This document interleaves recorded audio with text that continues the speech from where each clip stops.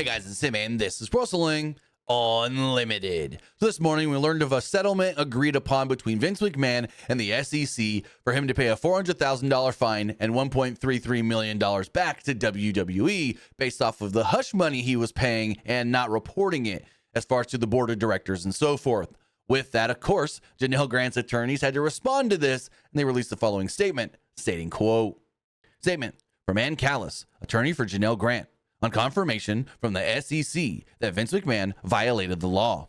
SEC charges Vince McMahon after he failed to disclose 2 hush money settlements to WWE in an attempt to keep his abuse and harassment quiet. New York.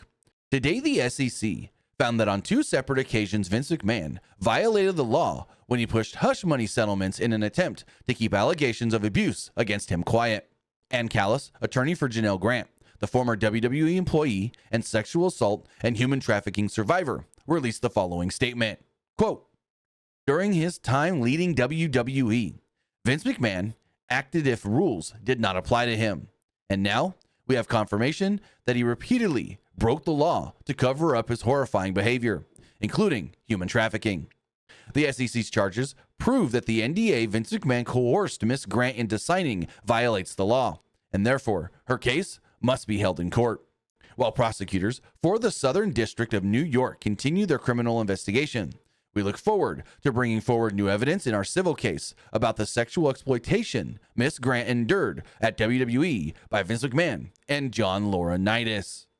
Now, there's nothing more here as far as new information from Ann Callis' statement here on behalf of Janel Grant, other than, hey, this just more looks good for us. This looks good for our side of our civil suit against McMahon and Laurinaitis and the WWE. So, yeah, tell them that NDA was never legally, I guess you could say, binding, because it was never legally, what's the word I'm looking for? It was never legally reported because of the funds used to pay for the NDA. So she's trying to get at, hey, if the NDA was technically breaking the law because Vince used funds that he didn't report on, then the NDA maybe is null and void, this and that and so forth. And that's what she's been fighting for this whole time. Get the NDA thrown out, and then they can go to court. Skip this arbitration crap, and then just go to court.